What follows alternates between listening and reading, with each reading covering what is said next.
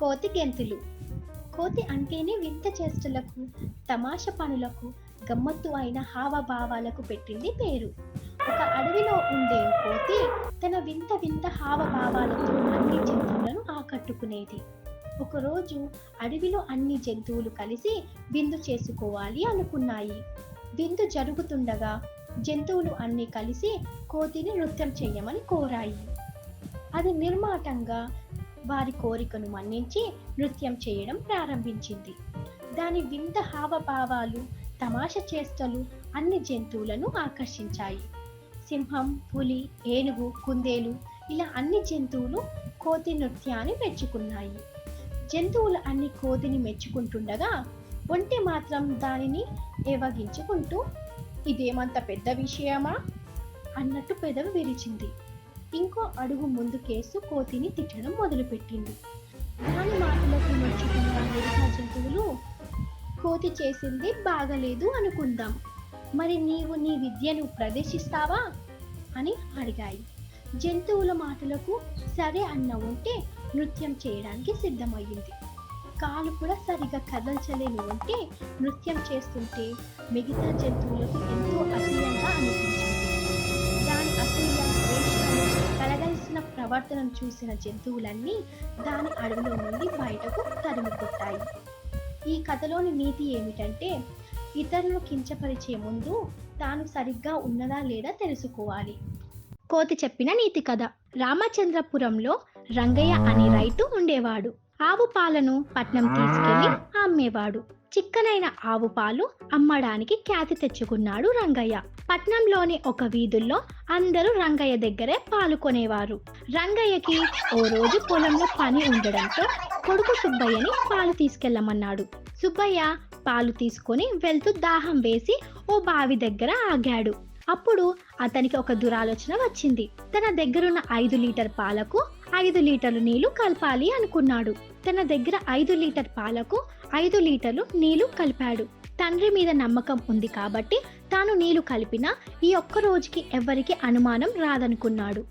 ఆ పాలని పట్టుకెళ్లి అందరికి పోశాడు. తండ్రి కంటే రెట్టింపు డబ్బులు సంపాదించినందుకు గర్వపడ్డాడు. తిరిగి వస్తున్నప్పుడు సుబ్బయ్యకు మళ్ళీ బావి దగ్గర నీరు తాగాలని ఆగాడు.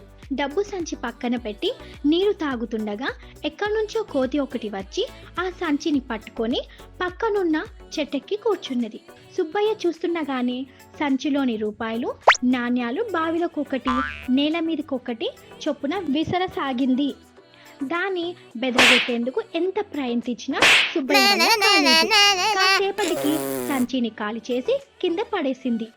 ఆ సంచిలోకి రూపాయి, నాణ్యాలు ఏరుకొని విచారంగా తండ్రి రంగయ్య దగ్గరికి వెళ్ళి జరిగిందంతా చెప్పాడు సుబ్బయ్య.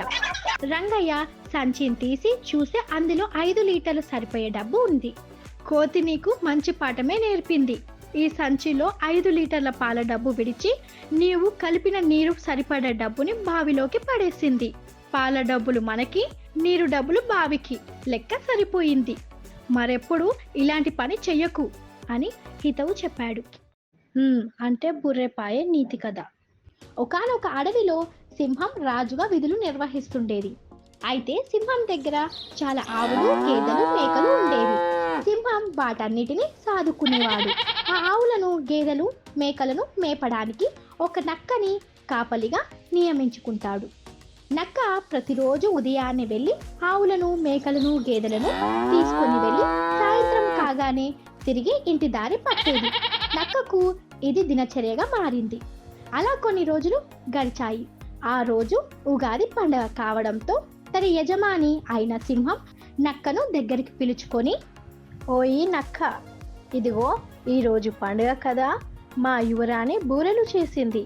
నీకు 2 ఇవ్వమనింది. నీవు ఇవి తీసుకొని వెళ్ళి తిను. సరే రాజుగారు అని వాటిని ఇంటికి తీసుకువెళ్తుంది. ఏమోయ్ ఉన్నావా అని తన భార్యని పిలుస్తాడు. ఏంటి అని తన భార్య బయటకు వస్తుంది. ఇగో మా యజమాని తినడానికి బూరెలిచ్చాడు, తిందాం రా. వాళ్ళు అవి 2 బూరెలను భార్యాభర్తలు చెరొకటి తింటారు. తింటూ నక్క భార్య, ఏమోయ్ ఇవే బూరెలు అమృతంలా ఉన్నాయి. ఇలాంటివి నేను ఎప్పుడు తినలేదు. అవును, నేనెప్పుడు తినలేదు. మనం కూడా ఇలాంటి బూరెలు చేసుకుందామా? అవును అంటుంది. మరుసటి రోజు నక్క బూరెలు చేయడానికి కావాల్సిన పదార్థాలు తీసుకువచ్చి, ఏమోయ్, ఇగో బూరెలు చేయడానికి కావాల్సినవన్నీ తెచ్చాను. నేను పశువులను కాయడానికి వెళుతున్నాను. నేను తిరిగి వచ్చే వరకు బూరెలు చేసి ఉంచు. వచ్చిన తరువాత తిందాము అని చెప్పి నక్క వెళ్ళిపోతుంది. పిండి కలిపి బూరెలు చేస్తుంది. వాటిని చూడగానే ఎప్పుడు తినాలి, ఎప్పుడు తినాలో అని కుతూహలం వేస్తుంది. నేను ఇందులో నుండి ఒకటి తింటాను. నా భర్తకు నేను ఎన్ని చేశానో తెలియదు కదా అనుకుంటూ ఒకటి తింటుంది. మరి కాసేపటికి మరొకటి తింటుంది. అలా అలా తింటూనే ఉంటుంది. సాయంత్రం కాగానే భర్త ఇంటికొస్తాడు. ఓయి, బూరెలు తీసుకురా, తిందాం. సరేనని భార్య తీసుకొస్తుంది. వాటిని చూసిన భర్త, ఏంటి కొన్నే ఉన్నాయి? నువ్వు తీసుకొచ్చిన పిండికి 3 అయ్యాయి. నేనేం చెయ్యాలి? నేనేమైనా తిన్నానా ఏంటి? నీవెప్పుడొస్తావో అని నా కళ్ళు కాయలు కాసేలా ఎదురు చూస్తున్నాను. సర్లే, తిన్నాం పటు అనుకుంటూ చెరొకటి తీసుకొని తింటారు. మరొకటి మిగిలింది కదా, ఇది నాకు అని భర్త. కాదు, నాకు అని భార్య. నేను అన్ని సరుకులు తెచ్చాను కావున నాకు. లేదు లేదు, నేనే కష్టపడి చేశాను కావున నాకు. అలా ఆ రెండు గొడవ పడుతూ వాదించుకుంటాయి. అలా కొంత సమయం గడిచింది. అవి రెండు ఒక నిర్ణయానికి వచ్చాయి. సరే, మనిద్దరం పడుకుందాం. ఎవరు వచ్చి పిలిచినా ఓ ఆ అనకుండా ఎవరు ఎక్కువ సమయం ఉంటారో వారికి ఈ బూరే, సరేనా? ఈ పందానికి సమ్మతమేనా అంటుంది భార్య. భర్త సరేనని రెండు పడుకుంటాయి. కదిలితే బూరే ఎక్కడ పోతుందో అని భర్త ఉదయమైనా లేవలేదు. తన యజమాని దగ్గరికి వెళ్ళలేదు. తెల్లవారి ఎంతో సమయం గడిచినా వారు లేచి బయటకు రాకపోవడంతో ఇరుగు పొరుగు వారు వచ్చి పిలుస్తారు. కానీ బూరె కోసం వారిద్దరూ పలకనే పలకరు. లాభం లేదు, ఎంత పిలిచినా పలకడం లేదు. ఏమైందో లోపలికి వెళ్ళి చూద్దామని చూస్తారు. అవి రెండు పడుకొని ఉన్నాయి. ఇరుగు పొరుగు వాళ్ళు ఎంత పిలిచినా లేవకపోవడంతో వారిద్దరూ చనిపోయారని వాటిని శ్మశానానికి తీసుకువెళ్ళి కట్టెలపై పడుకోబెట్టి నిప్పు పెట్టగానే ఆ మంటలో చూసిన నక్కలు రెండు అరుస్తూ ఉరుకుతాయి.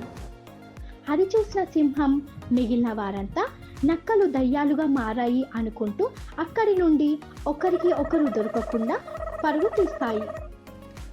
నక్కలు వేరే అడవికి వెళ్ళి ఆ బూరెలను 2 ముక్కలు చేసుకొని, నీకు సగం నాకు సగం తిన్నుంటే బాగుండేది. మనం ఇలా చేయడం వల్లనే ఆ బూరెలు పాయే. ఊర్లోకి వెళ్లకుండా అయ్యాము. మనం వెళ్తే మనల్ని దయ్యాలుగా భావిస్తారు.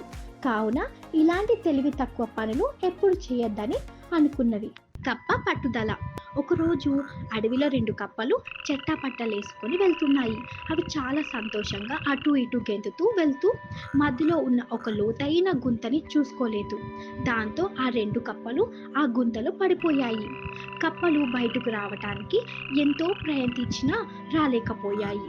ఇక లాభం లేదని గట్టిగా బెక్బెక్లాడాయి. ఆ శబ్దాలకు చుట్టుపక్కల ఉన్న కప్పలన్నీ ఆ గుంత దగ్గరకు చేరాయి. అవి పైనుంచి చూసి, ఇంత లోతైన గుంత నుంచి బయటకు రావడం చాలా కష్టం. పాపం, ఈ 2 కప్పలు ఇందులోనే చనిపోవాల్సిందే అనుకున్నాయి. గుంత లోపల కప్పలు మాత్రం ఇంకా అరుస్తూ గెంతుతూ తమ ప్రయత్నాలు తాము చేస్తున్నాయి. అది చూసిన పై కప్పలు, మీరు గెంతవద్దు, అనవసరంగా ప్రయాస వృధా. మీరు ఎలాగైనా చనిపోతారు. కాసేపు హాయిగా కూర్చొని చనిపోండి అంటూ కేకలు వేశాయి. ఆ కేకలు విన్న ఓ కప్ప భయం వేసి కళ్ళు తిరిగి పడిపోయింది. రెండో కప్ప మాత్రం రెట్టించిన ఉత్సాహంతో గెంతి గెంతి ఆఖరుకు గుంత బయటకు వచ్చేసింది. బయట ఉన్న కప్పలు ఆశ్చర్యపోయాయి. మేమింతమంది చేతులూపుతూ గెంతవద్దని చెప్తున్నా నువ్వు ఎలా దూకి వచ్చావు అని ఆ కప్పను అడిగాయి. అవునా? అలా అరిచారా? మీ హడావిడి చూసి నన్ను రారా అని ఉత్సాహపరుస్తున్నారు అనుకున్నా. అందుకే అంత పట్టుదలగా దూకాను అంది. నీతి: మనం ఏదైనా మంచి పని మొదలు పెట్టేటప్పుడు ప్రోత్సహించే వారితో పాటు నిరుత్సాహపరిచేవారు ఉంటారు. వారి మాట వినకుండా పట్టుదలతో పనిచేసే విజయం మనది.